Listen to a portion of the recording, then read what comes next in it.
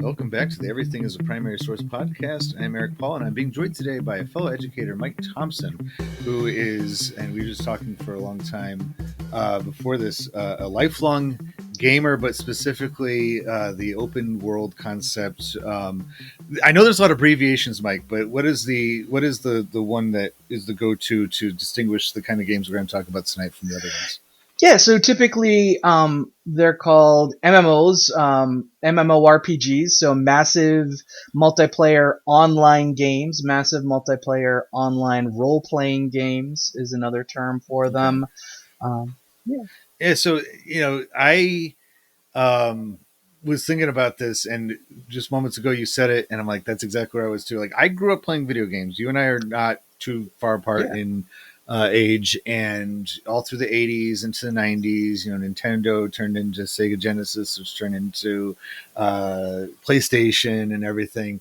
But it seemed like each iteration of video games that came out, there was, I just kept thinking to myself, I wish I could go into the horizon on these games. Like, I remember even playing pole position on the Atari 7800 and seeing this background that looked like a fairground or something like that. I'm like, if I just kept driving, could I go see that? Like, could I just drive around? Like, I'll lose the race. I'm fine with that. I just want to see, what kind, and of course you just blow up, which doesn't actually happen in racing as much as pole position made it seem like, but you just like, and then so finally I remember, I think it must have been the original PlayStation that they had some game, which was exactly that. They're like, just go exploring and go see what's out there. I'm like, that looks great, and I would gladly spend hours just exploring. Sure. Is that where you were too with games? Yeah, I mean, you're close, right? Like, so that sort of open world concept game. Actually, the first one that I remember was a game called Final Fantasy 1, which launched this huge franchise, and that was the first one that had anything resembling an open world. Before that, it was like your Pac-Man and your pole position and all of those sorts of games. But then, so this was still an unconnected world, right? Like, if I wanted to play video games with a friend, it would either be me going over to their house or them coming over to my house.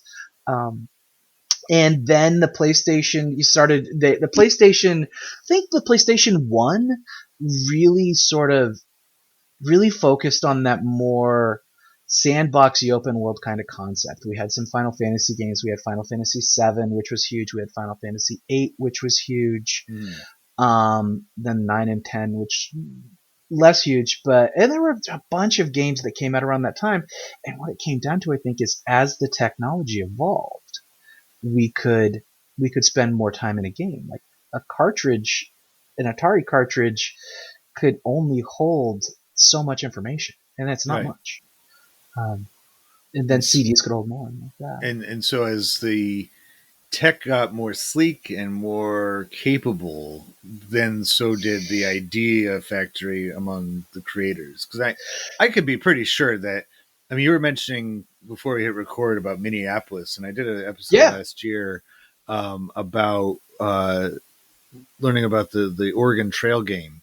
And that actually started in Minneapolis. It was a concept of a social studies teacher who wanted to have basically a choose your own adventure type thing when it came to teach about westward expansion. And it just so happened IBM is there, and it's a pretty tech heavy city, at least in the 60s. And one thing led to another, and that eventually did turn into the first real game for the Apple IIe was Oregon Trail, when it finally, because originally it was just on cards. It wasn't even really on a computer screen, but then when it turned into computers. And so it's like that has some, not quite open worldism because it's specific to a particular trail from history. You can't go too much off of it, but having choice and knowing that every time you play, it's going to be a little bit different than the previous time.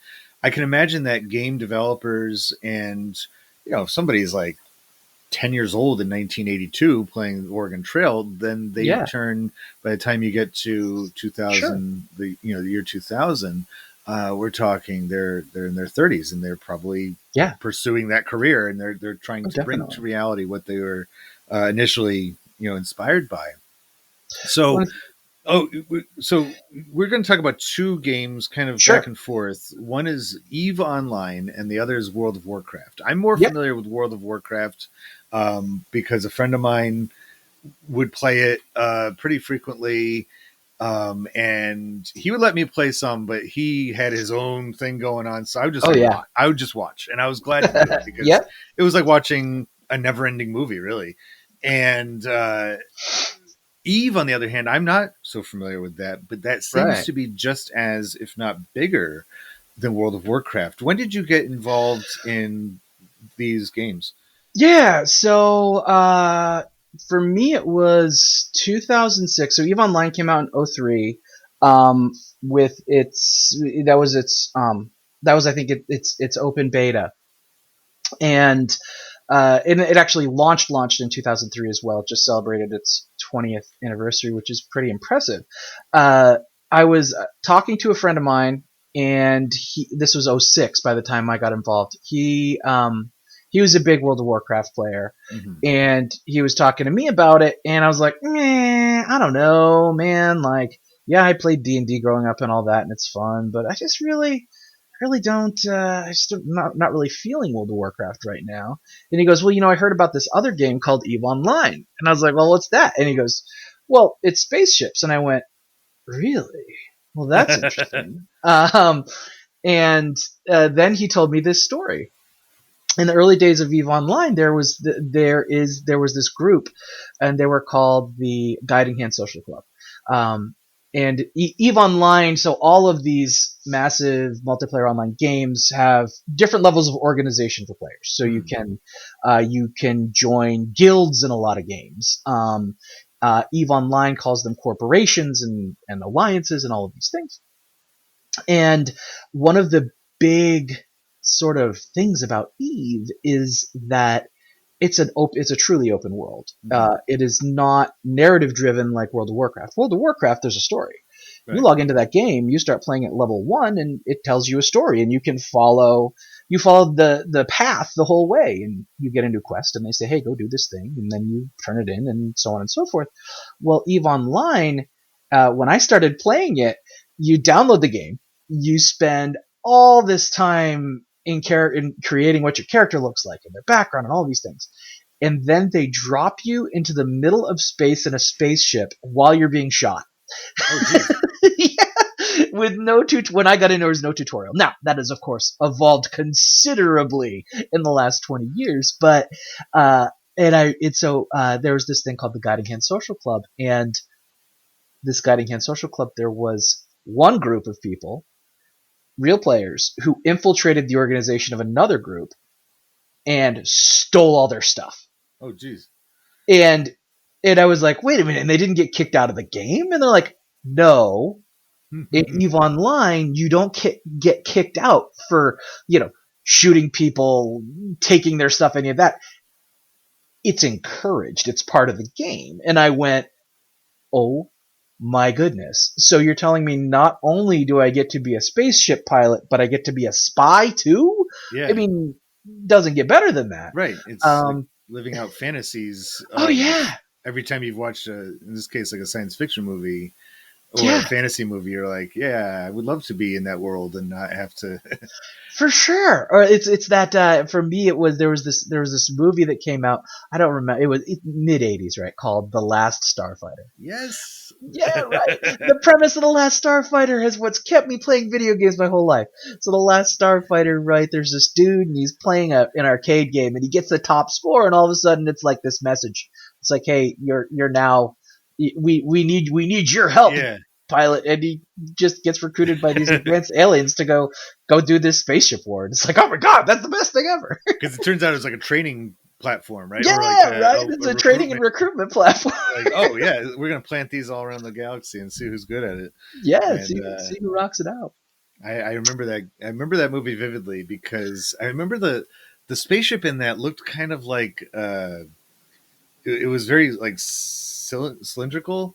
And Yeah. I remember I had a mold, for sandcastle building that looked pretty much like it. And so I'm like, well, I just have the toy right here. I'm just gonna play Last Starfighter, in my backyard with this toy. Yeah.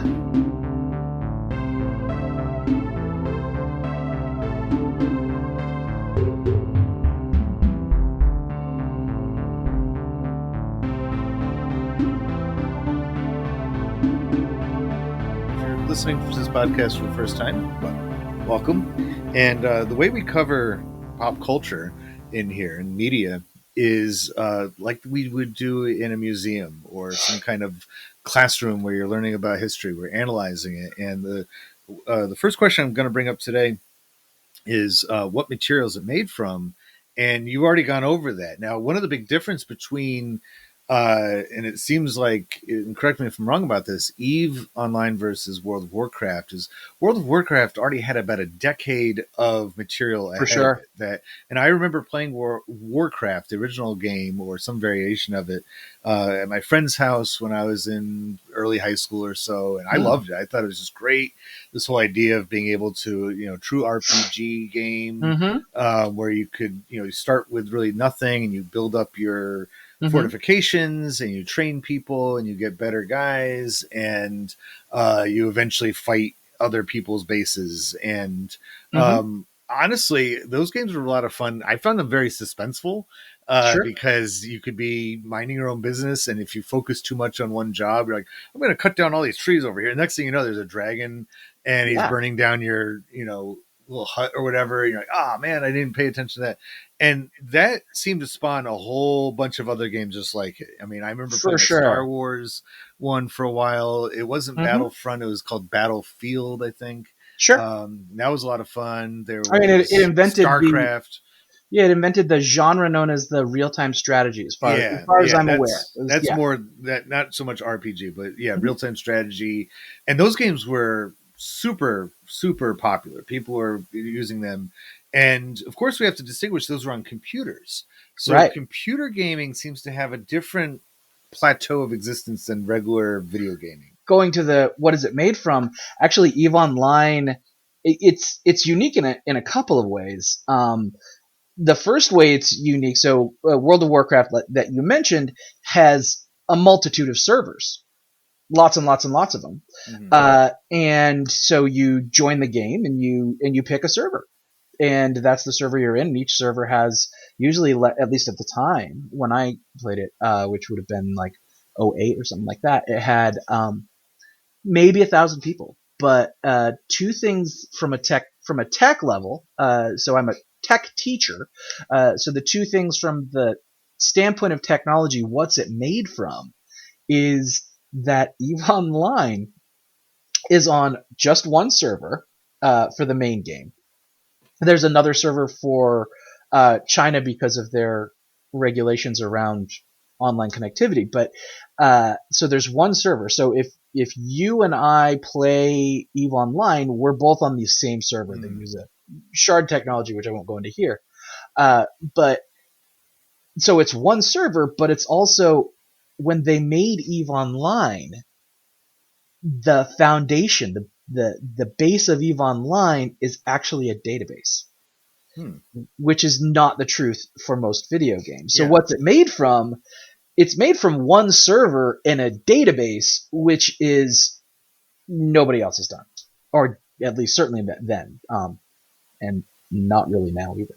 Was that? I imagine that was revolutionary for the time then, right? That they weren't. It was.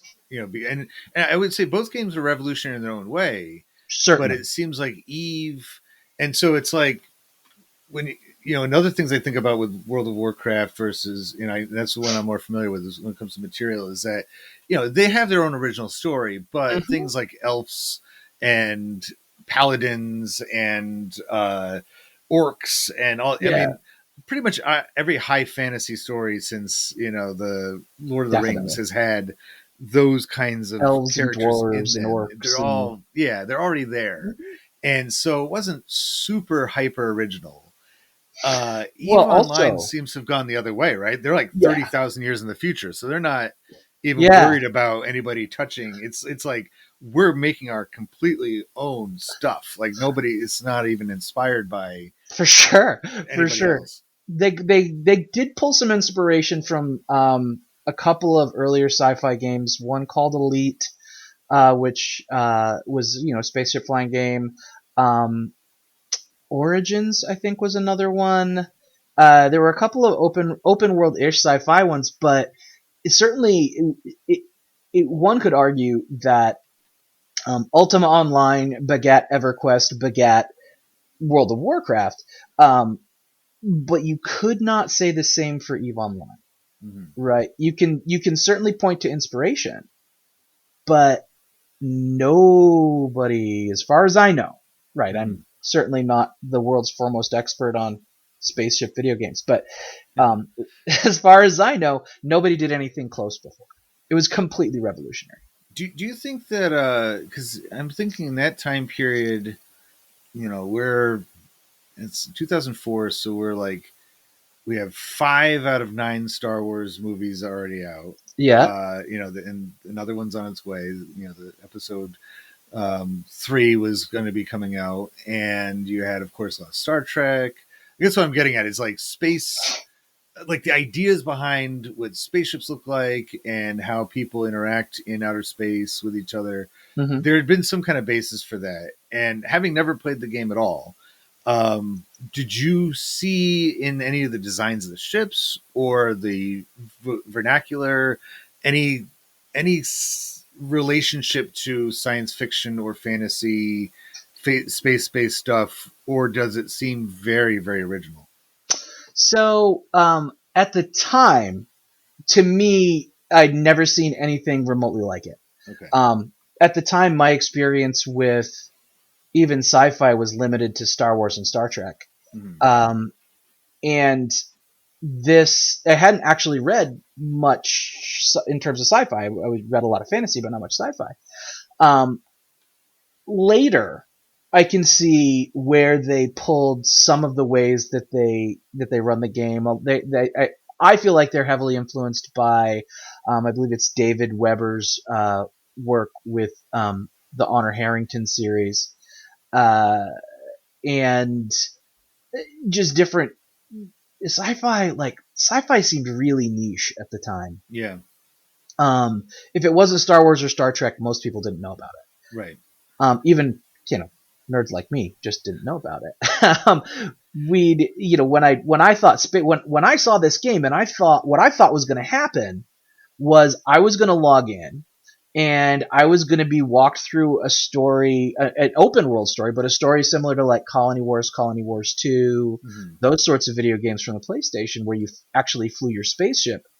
And then I get into Eve, and it's more it's not that I'm not moving a throttle and a joystick in Eve. I'm giving commands to my crew, and they're doing things.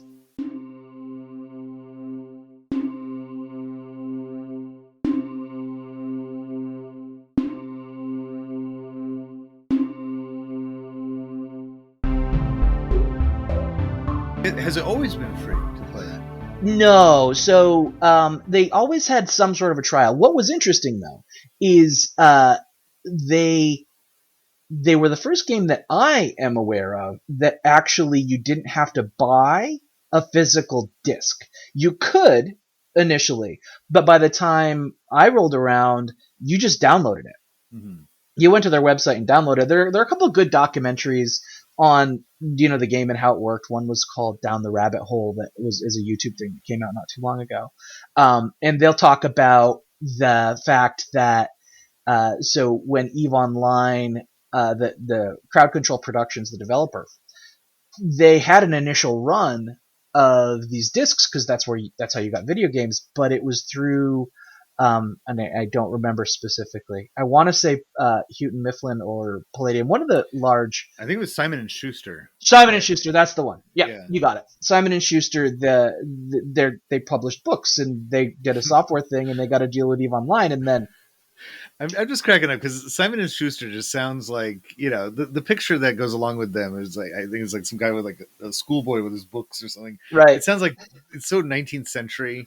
Sure. And then to be with this super sleek name, all it is Eve, it doesn't even look like an E. It's just like 3 lines, and it's like it's just so funny when those kinds of things pair up with each other, And it's wild because then they started being a software distributor and then almost immediately stopped being a software distributor. So the developer had to figure out, okay, how are we going to get this in the hands of people? And internet speeds, right? So this was This was an 8-hour download. Yeah. I mean, Easily, yeah. it took 8 hours to get this game onto your computer. It was ridiculous. So what I'm reading into this and what I'm, kind of pulling from this is it's, looking back 20 years ago, that was such I guess the internet's always been evolving. It's always been ever since Sure. it started. But there seems to be plateaus of time where it's like everybody, because they can't develop it too fast. They can't, just get like no more CDs. Everybody. It's like they kind of like, wean us off of the different things. Like even the traditional USB port is on its way out. It's being replaced by the C one, and that's going to be replaced at some point. But they can't do it too fast. But I feel like in that early 2000s period, there was a lot of possibilities of which direction we're going to go. And it was a roll of the dice as to which way is going to be the most advanced form of computers. And I guess ultimately the fact that there were people who were willing to and able to buy computers specifically made for gaming.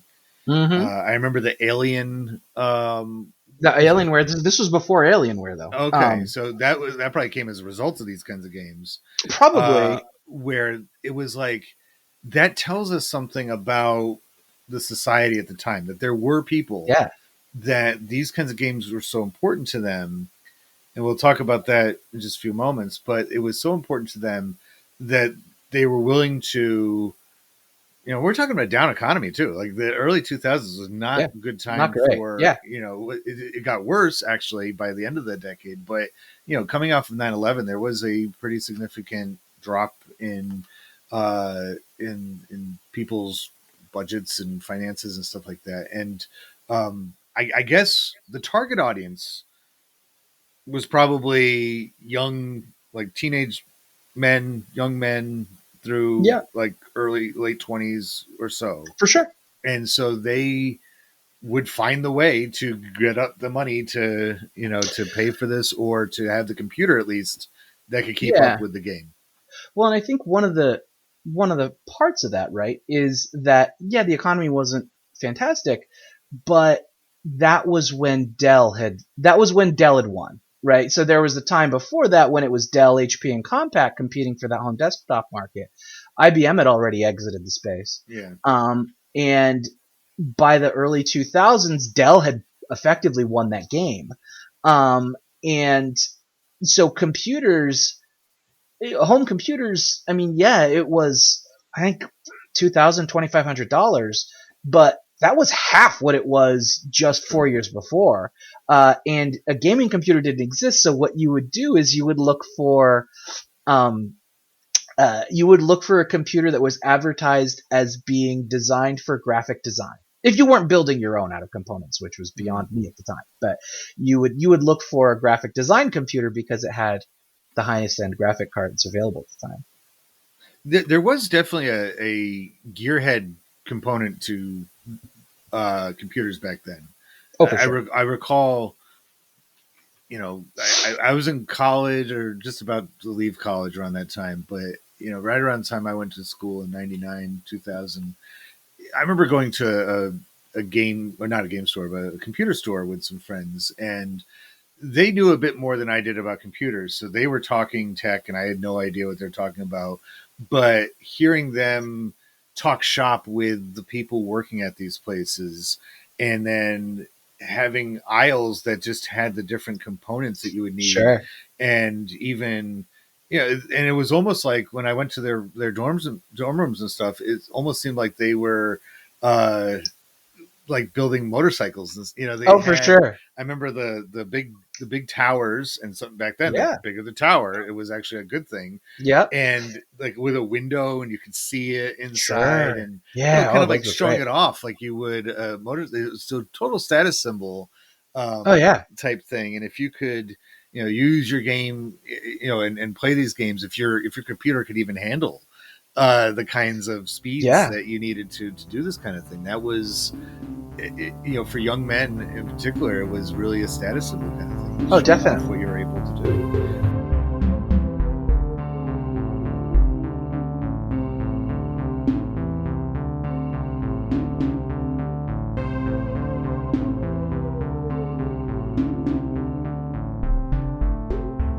Let's take a step back just for a minute, because we were talking about Simon and Schuster, but before that we said Crowd Control is the name of the Crowd Control Productions.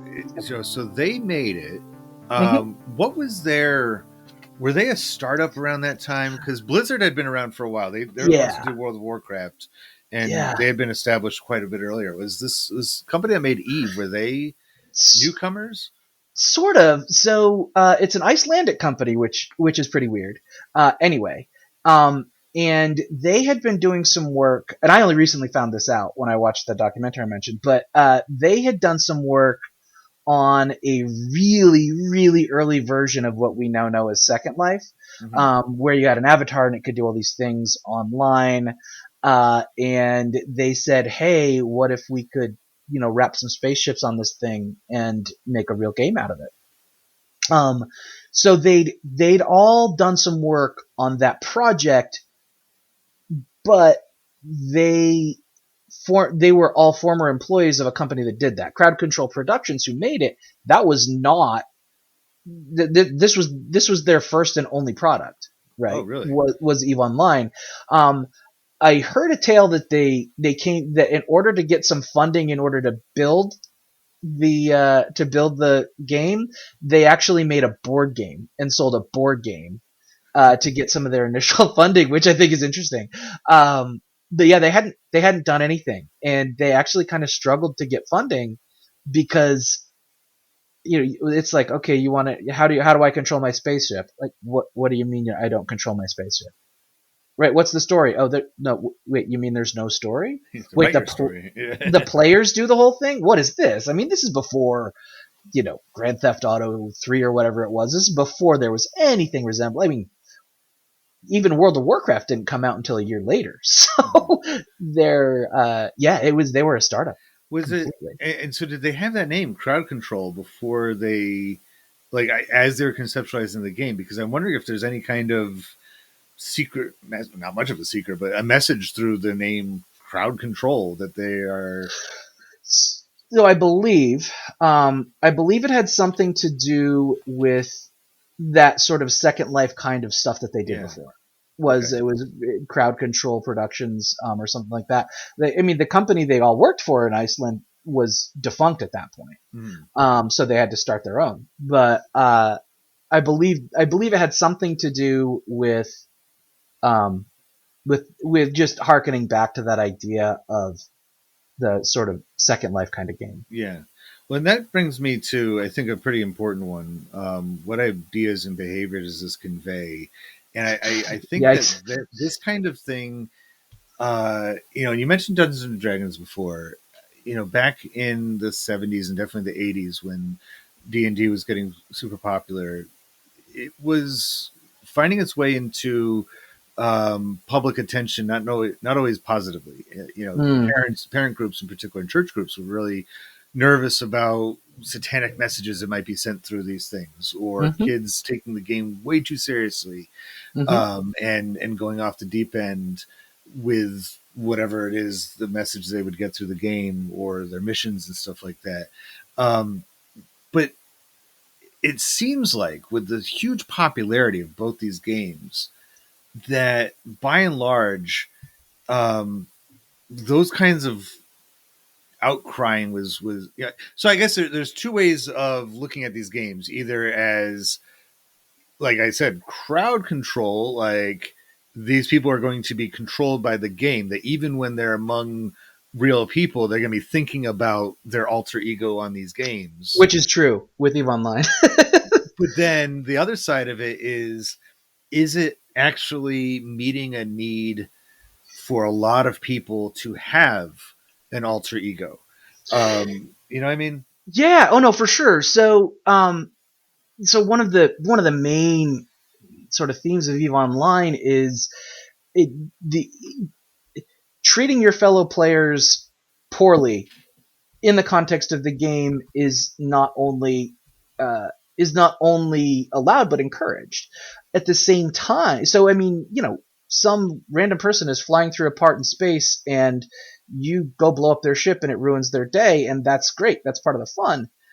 But at the same time, there have been many instances because so with EVE Online, there's very definitely part of the culture is this separation between who you play in the game and who you are in the real world.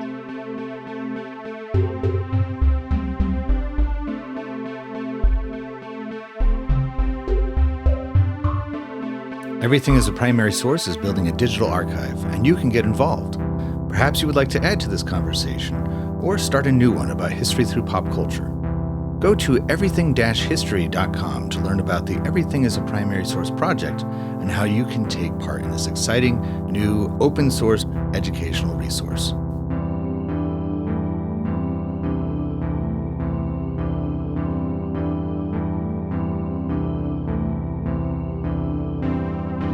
And one of the most amazing couple of most amazing things about EVE Online. First is that there is an in-game channel that's called Broadcast for Reps.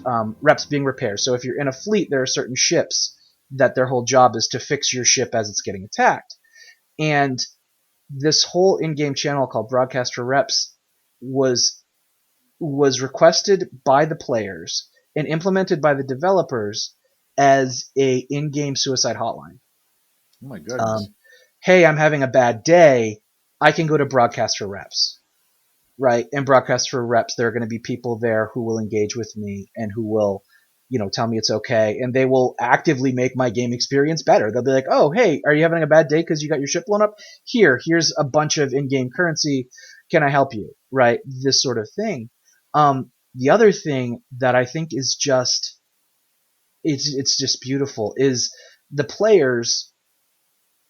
A game that has this many players over the course of this length of time, there are a lot of people who played the game and built relationships within the game who are no longer with us, who passed away.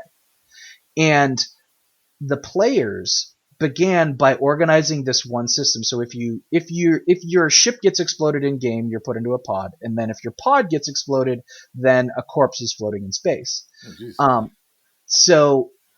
But where it becomes beautiful is some people who've passed away, they'll take that corpse and they'll bring it to a certain system.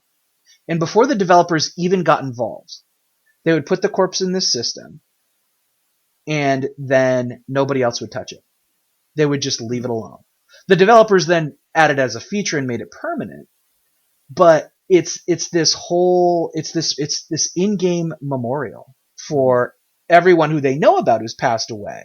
And in the groups, if someone passes away, we do this thing called Beacons of Hope, which there's a certain piece of equipment that you can get that is called a sinusoidal beacon. And everybody who knows this character or this player will go to a certain place and they'll light up this sinusoidal beacon, and it's all this light and everything. And it's just, there are some really, it's a game that encourages you to treat each other badly, but only in the context of the game. Yeah. Other than that, it's entirely full of really some of the most supportive and wonderful people I've ever met. It seems to be perhaps a running theme of that era, and maybe we haven't left it all together back then. I think it still continues with this, of this sort of balancing out between dark and light, this gray kind of area. I'm thinking in that same time period, the Batman Begins, that Christopher Nolan trilogy came out, and you have, especially in the second movie, that whole good bad balance, is really worked out. But in the first one, they make a big deal about masks, right? Like the masks that we wear, and these dual identities, and how you might go about treating one's, and of course movies are reflections of the time period, and then like it's almost like a society was created, and it's a global society. Everybody can play it, and it's like the culture that was forged through this game is very rapidly just doing what normal humans would do anyway. Like, there have been lots of studies. There have been lots of studies. The in-game economy, there are economists who study it. the relationship building. It's all been studied extensively, and you're right. It is, and that's why when I talk about EVE Online with people, they'll be like, "Oh, so it's a video game," and I'm like, "Well, A little bit kind more of. than that. It's Yeah. it's a lot more than just a video game. To call it a hobby is still a little bit of a minimalization. Um, it's a community, it's a hobby, it's a video game, it's a support system. I mean, even myself, when I went through some, pretty dark times in life, as we all do, we retreat into these fantasy worlds to make ourselves feel better.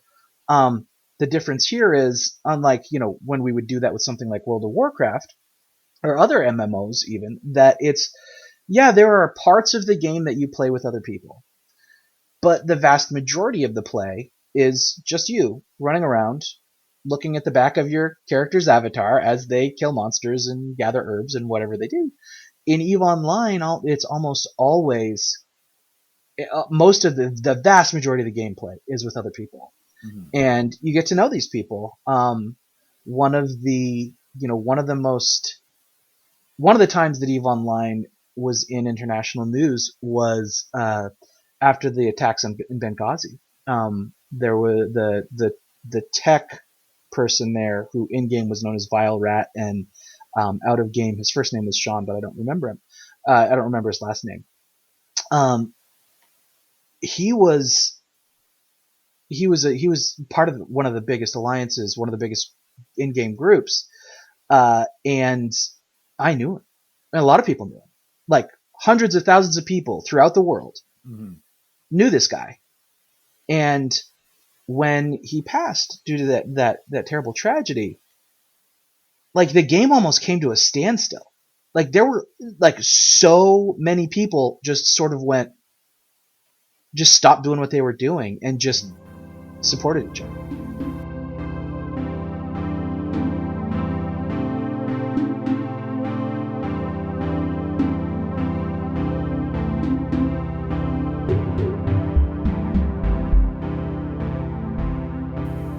I'm curious about that. I mean, it's just all fascinating. I mean, I think curiosity is saying too little. It's fascinating to think that this is truly a separate world Mm-hmm. that has just was created 20 years ago. Just 21 years ago. It was created then, and it it seems that world seems to be affected by the real world In a lot of more ways. than the other way around. Mm-hmm. But what you're communicating is that uh, the the people who involve themselves in it, because I think also gamer is probably too short of a expression for somebody who plays Eve, right? I mean, Way it's too a minimalist commitment, of right? Yeah, expression it is. a community member, I could put it that Yeah. way. That they do you think that they take what they do in Eve and bring it into the real world with them at all? Sure, some Um, people do. And so there's a used to be yearly, now it's every 18 months or so, convention in Iceland, and you'll often have talks there from people who started playing EVE Online, and because of what they did in game and how they learned how to manage people and deal with people, they got massive promotions at work. There's a whole economic side where one of I spent a not insignificant portion of my adult life working in personal finance, and the in-game market. You can learn just about everything you need to know about the really like low level fundamentals about trading in securities by working in the in-game market. These organizations, a lot of them have more. They absolutely have better technology infrastructure than any school I've ever worked at. Um, like this Internet Spaceship game club that I'm in has better technology than the school I work for. It's crazy. So, yeah, I mean, and just by networking and meeting people, certainly, and that's why it's more of a community than anything else. Or you'll just by by interacting with such a broad range of humanity in different countries, you just find out about things that you didn't know about before that you might enjoy doing. Like, you'll be in a group with somebody and they'll be talking about their work in the real world, and you'll say, "Wait, that's a job?" Mm-hmm. And they're like, "Yeah, that's a job." And I'm like, "Well, what do you need to do to get into that job?" And they're like, "Well, you could just do this, this, and this." I mean, it's like it's wild. So it's great for cultural literacy. It seems like For you get sure. to learn other people that, and I guess the question we can end with, and I think this is a kind of a bring us back to the beginning of it, but is why did they make it?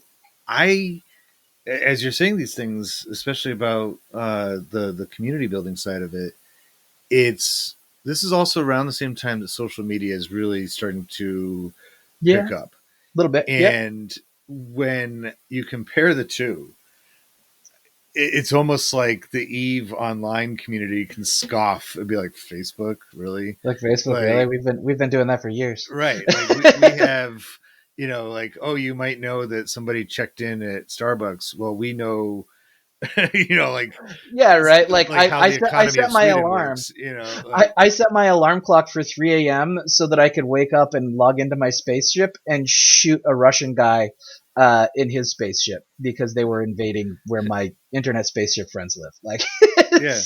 It's like a different kind of relationship, and it's almost like using the internet.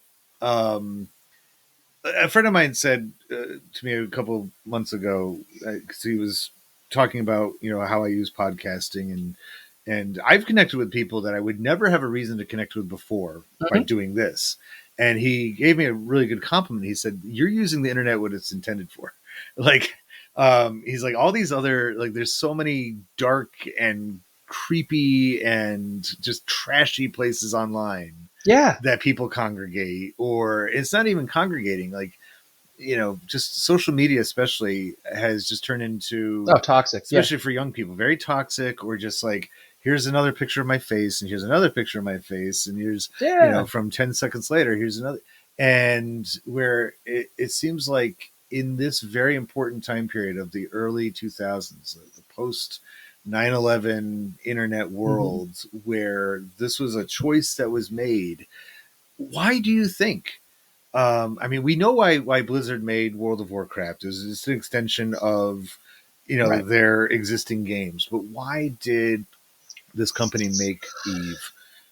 Yeah. So if we listen to the primary sources, which are the people who actually made it, they'll say that what they wanted to do was to make a world inside of a world. They wanted to make a place where it was kind of dark and scary, right? But they wanted it to be a world within a world. They wanted it to be a community within the greater global community. They wanted to make the sandbox. They wanted to make a sandbox for the world, right? Mm-hmm. In elementary school, we had this massive sandbox, and if you didn't have anybody to play with, you just go over to the sandbox, and somebody's got a truck, and you can help them build their little sand fort. And that is, in my experience, in everything I've read, everything I've heard, and been being part of this game for almost 20 years. Um, I firmly believe that they made this game as a tool, as a really, really good Second Life way for people to interact with each other, um, and create this massive community around this hobby that they enjoy. And I think they knew they were doing that because I think they always envisioned this idea that the players control the entirety of the story. Mm-hmm. No other game does that. World of Warcraft has a story. Eve doesn't really have a story. I mean, there's narrative, there's lore, but there have been two history books written about it, called Empires of Eve, and it talks about the struggles between player groups to control chunks of the in-game space. And I firmly believe that Crowd Control Productions made this game as a second life, as a place somebody could go and spend as much or as little time as they wanted, and have it be something that's not their house. Starbucks used to say, Starbucks' original mission was to make this third place. It's not work, it's not home, it's this third place.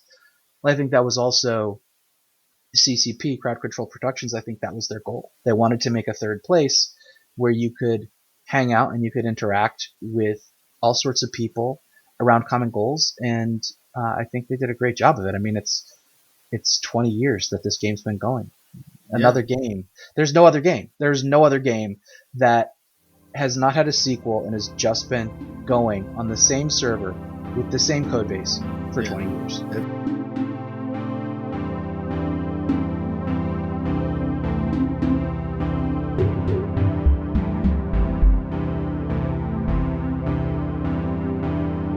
I was racking my brain thinking, I'm like, well, have humans always needed this kind of escape? And I guess I don't think community. so. I mean, humans always want we like our community, but we also I feel like we've built upon, and I like what you said, paraphrasing Starbucks, and I didn't expect that, but I mean that's like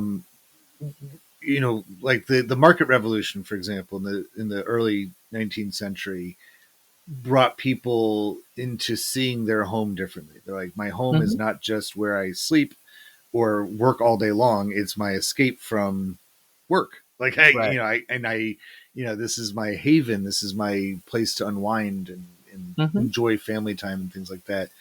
And literature, I think, came from that. I think novels and creative arts in that way was an escape. We don't really have. It's by the end of that century that like really science fiction and fantasy was being created, and you can tell from the masters of that they were doing it as a way to give themselves another another world, that real world building style of storytelling.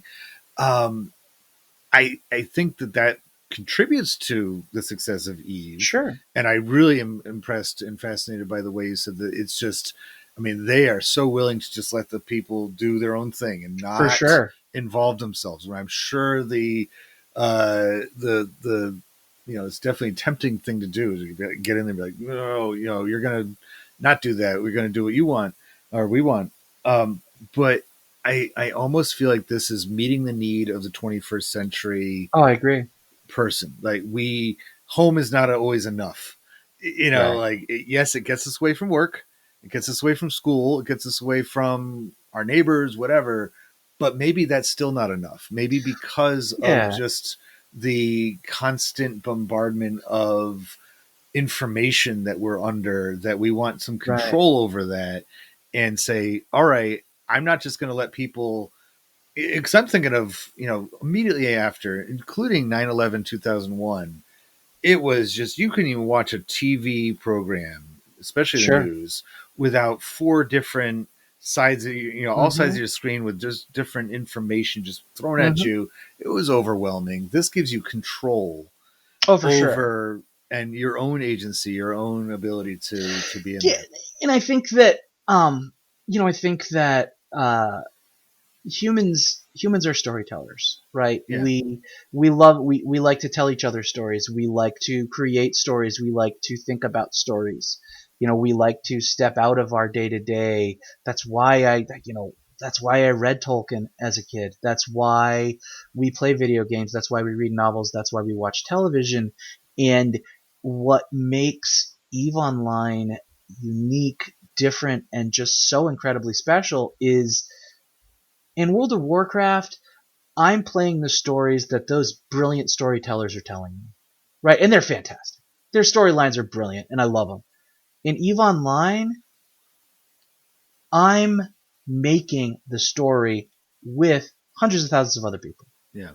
Right? The overarching story, the narrative is constructed by the actions and the agency of the players. And it's all interconnected. I could be, the same ore, the same minerals that I mine in one area of the world could be used to build a spaceship that blows me up later on down the line. It's all interconnected. It's stories based on people, and it's not. That's why the books that are written are history books, because it's the history of the players. It's the history of the game. Yeah. World of Warcraft has a story, and it's a great story, but it doesn't have a history. Whereas EVE Online, the story is the history, because history is made by people. Right. And people make the history of this game. So this is a lot more advanced than The Sims, I would say. Significantly. I would hope so. I mean, yeah.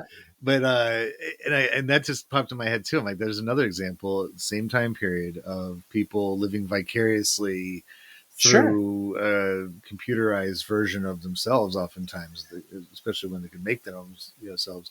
Well, traveling wasn't safe anymore, right? I mean, in the 70s, in all through the 80s and 90s, traveling was safe. You could go anywhere. As an American, you could go anywhere. After 9/11, that changed. Yeah, people really did have a different perspective. That's another way of putting it too, is of the safe place being your computer. Until that gets infiltrated, and it seems like the EVE world seems to be very self monitoring by what you're describing. That it's policed by the people in the game. And there have been some absolute terrible humans that I've met in EVE Online. I'm not saying it's all sunshine, daisies, and puppies, right? Because people are people. But the vast majority of the people, and even some of the most brutal and ferocious, will absolutely blow up your spaceship. I can't even tell you how many times I've been minding my own business in that game, and somebody just shows up and blows me up for no reason whatsoever, and then they send me a voice chat, and they're like, "Hey, good job, man," and they send me enough in-game money to replace my ship. Right? It's about the interaction. It's about the community. No, I love it. I love just the worlds colliding, like you said, like the game has a history. Every single person on Earth has a history. Every single person has a story. And so when these stories all, so that person showing up out of nowhere and blowing you out, he probably, maybe he or she had a bad day, at work, and just or not to get it out, or not, or it's just that's what they do. Right? Yeah, it's just their vicious streak, and they're like, all right, I got it out of my system. But Mike, it's been so much fun talking about this. I got to look into it. I think the last question I have for you is there a reason why it's called EVE? Is it just a nice, short, easy name for the time period? No. So there is the basic premise of the game itself is that this is 30,000 years in the future.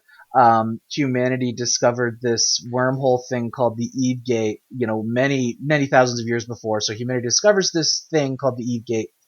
They launch through this Eve Gate, and they split into several different cultures, but they still had access to it for, several thousand years, so they could go back to Earth, but then the Eve Gate blew up. And so then it was kind of this dark age, where different cultures evolved and developed until they all sort of raised up and found space travel again, and then started shooting each other with spaceships. That's a pretty good. I like. The story's getting better and better. I think the only thing that'd be more satisfying, we'll never know if it's true or not, but imagine if 30,000 years from now, everything that you've done in the last 20 is exactly. That would be crazy. Accurate. And that would be so crazy. I just blew your mind because, you're actually. Wouldn't that be incredible if this is even bring it like a different take on the last Starfighter, right? Exactly. These guys, this crowd control. They're like, maybe they're sent from 30,000. They're time travelers, and they're like, okay, we need to create our world, so let's get to it. Or is it the Matrix? Yeah. Oh. Hey, another time, same thing, same era. It's like our relationship with technology. Okay, it's been wonderful talking to you about this. It's been great. And, I'm sorry we didn't talk more about World of Warcraft. I mean, I think it talks about itself quite a bit. I mean, I don't think EVE Online has a whole South Park, series based on it. So it has its place in pop culture, but it's been wonderful talking to you. So thank you, Mike, for joining the EPS Podcast, where everything, including EVE Online and World of Warcraft, are primary sources. We'll talk to you next time.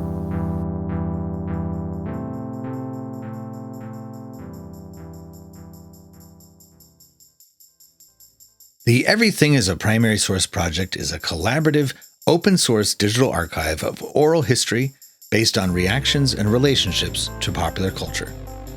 Each entry into the archive begins with a conversation recorded during one of our Your History Through Pop Culture exhibits, also known as podcast karaoke.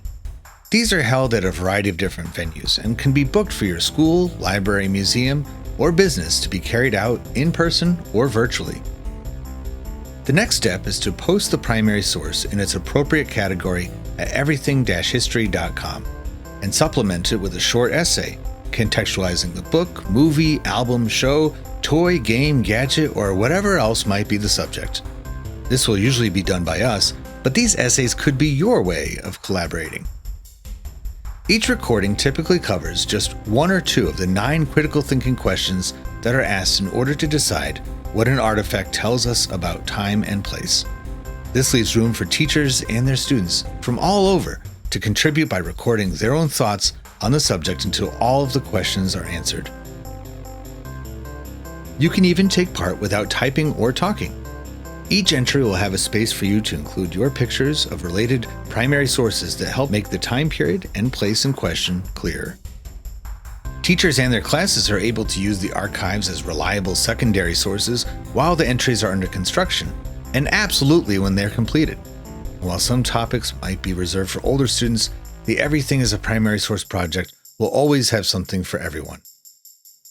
The Everything is a Primary Source project promotes history, media, and digital literacies, cultural appreciation, and collaboration between people of different ages, geography, and backgrounds. Ultimately, it demonstrates how fun it is to learn about history through pop culture. Start your collaborative journey today at everything-history.com.